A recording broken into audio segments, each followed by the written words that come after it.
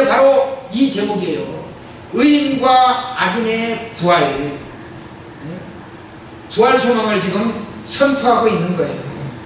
의인은 생명의 부활로, 악인은 심판의 부활로 그냥 죽어서 끝나는 것이 아니다. 죽은 다음에 반드시 심판이 있다. 이렇게 바울이 외쳐요. 그러면서 뭐라고 그래요? 내 양심적인 내 삶이 여러분에게 증언한다 지금. 자신있게 외치잖아요. 16절 말씀. 나도 하나님과 사람에 대하여 항상 양심에 거리낌 없이 없기를 힘쓰나이다. 그러니까 우리는 어떻게 해야 돼요? 양심대로 따라 살아야 돼요. 양심이 그래서 우리는 구부러져 있으면 안 돼요. 자꾸 펴야 돼요. 구부러지려고 하면 펴놓고, 또 구부러지려고 하면 그냥 악한 것이 그냥 막 욕하고 싶고 비판하고 싶고 비방하고 싶고 갈라놓고 싶고 그럴 때마다 아이고 주여. 그래서 우리 성도들은요 입에다가 뭘 달아야 되냐면 주여. 겉으로 안 해도 돼요. 속으로 주여 저를 쳐서 좀 시켜주옵소서. 바울은 복음을 인해서 범사에 항상 양심을 따라 살았습니다. 바울이 말로만 양심을 따라 살았다라고 하는 게 아니고 실제의 삶으로 증언해내고 있다. 지금 재판장에 서 있는 사람들은 며칠 전에 공회에서 일어난 일을 직접 보고 들은 사람들이에요. 공회에서 바울은 양심껏 자신이 믿는 것을 마음껏 외쳐요. 내가 죽은 자의 부활에 대해서 너희 앞에 신문을 받는다. 지금 그 말을 듣고 이 바리새인 중에서 서기관 몇 명이 일어나서 말해요. 23장 9절 말씀, 23장 9절 말씀 한번 앞장으로 살짝 넘어가 볼까요? 9절 말씀 시작. 그게 떠들새 바리새인 편에서 몇 서기관이 일어나 다투어 이르되 우리가 이 사람을 보니 악한 것이 없도다. 꼭 영이나 꼭 천사가 그에게 말하였으면 어찌 하겠느냐 하여. 이야, 이런 기적이 일어나요. 이런 기적이. 아니 이 사람들이 우리가 이 사람을 보니 악한 것이 없다 이렇게 변하고 있잖아요. 디모데전서 1장 19절 믿음과 착한 양심을 가지라 이런 말씀을 우리에게 주세요. 어떤 이들은 이 양심을 버렸고 그 결과 믿음에 관하여 파선했기 때문이다. 그러니까 예수님을 잘 믿다가도 자꾸 낙오되는 것은 양심과 관계가 있어요. 인격과 관계가 있어요. 그래서 우리 신앙인들은요 예수만 잘 믿고 인격이 좀 모한 분들은 자신을 좀 돌아봐야 돼요. 제가 우리 보훈들 사랑교회 성도님들 자랑스러워하는 것은 예배 드릴 때 모습과 세상에 나가서의 모습이 일치하기 때문에 이것이 일치해야만 되는 거예요.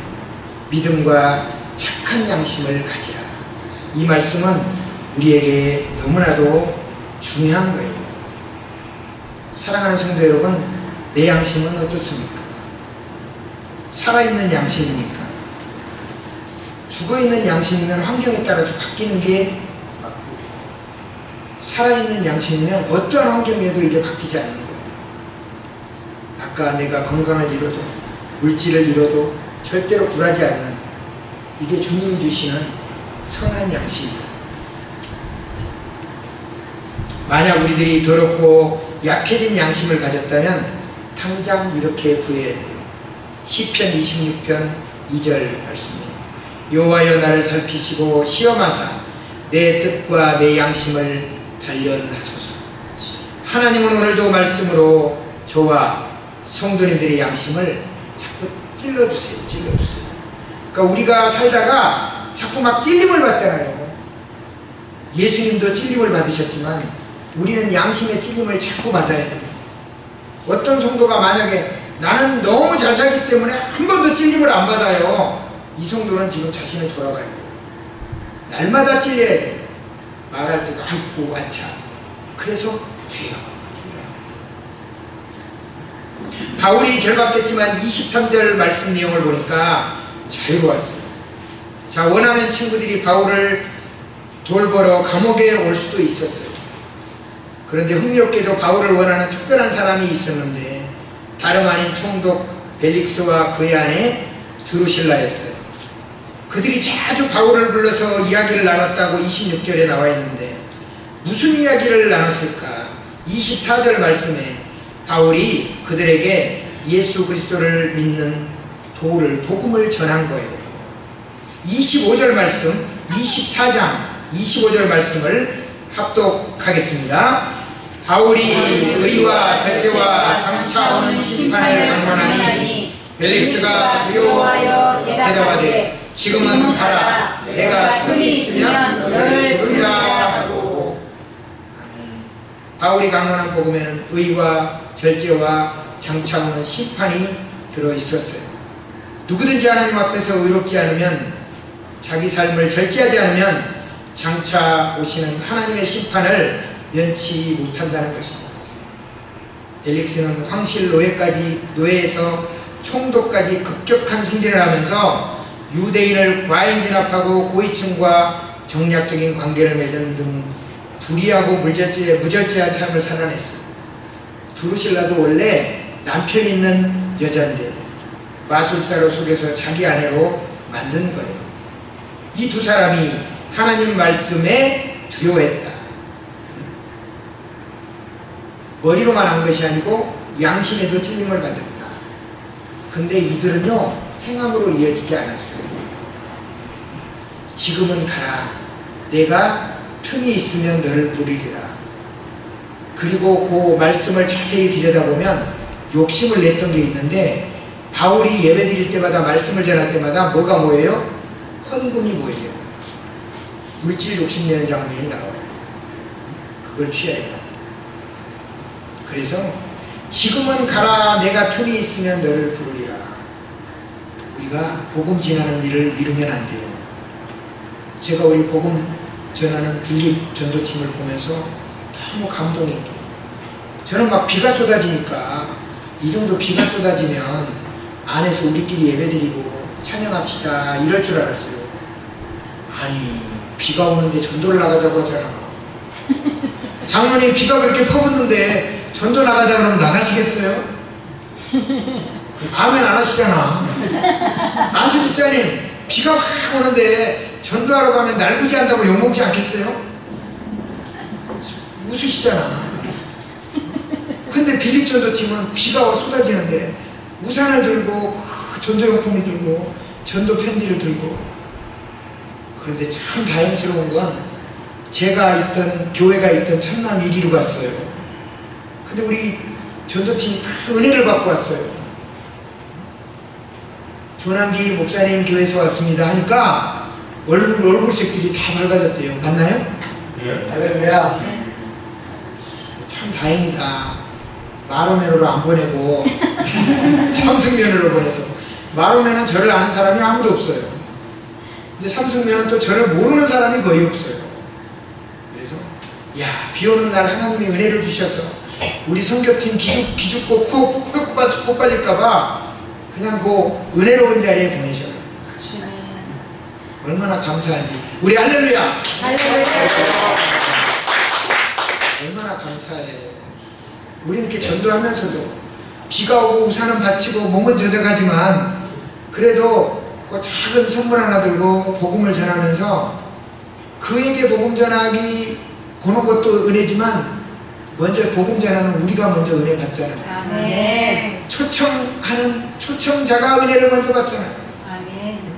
초청해줘서 감사합니다 이것보다 초청합니다 하는 사람이 더 큰 은혜가 넘치는 거예요. 아멘. 얼마나 감사한지.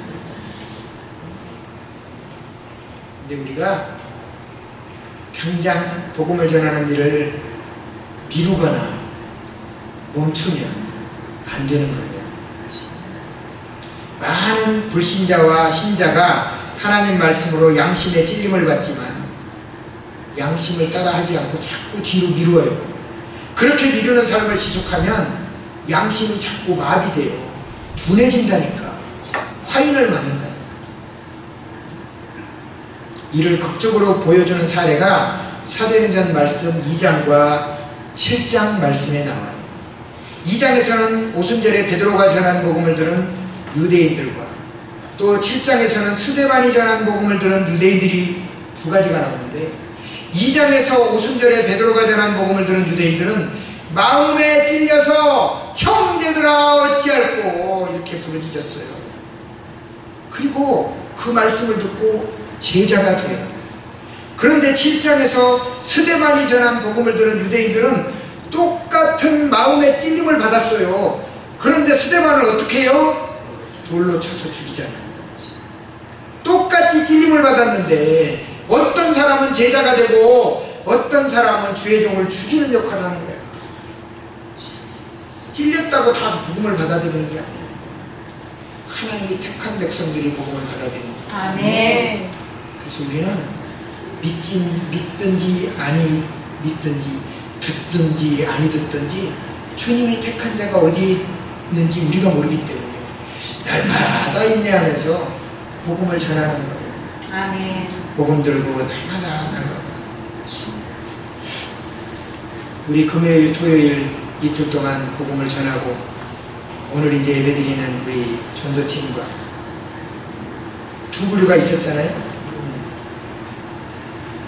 환하게 맞아주시는 분들과 흑빛으로 변하는 그런 분들의 두 부분을 여러분들은 직접 보고 또 앞으로 날마다 전도하실 분들이니까 얼마나 많은 일을 체험하겠어요.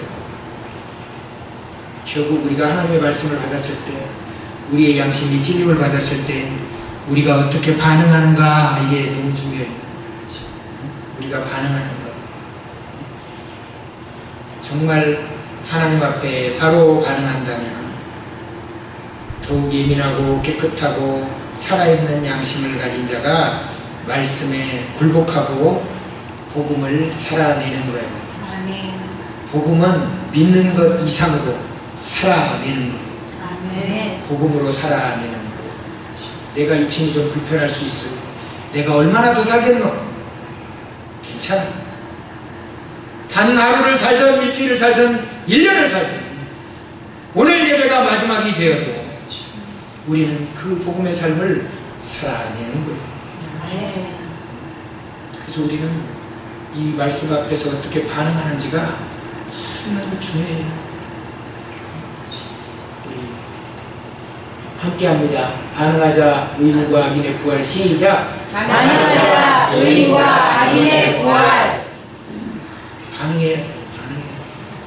반응하지 않으면 죽어있는 거예요. 네. 내가 지금 깨어있지 않으면 반응할 수 없어요. 반응해야 돼요. 복음에 반응해야 돼요.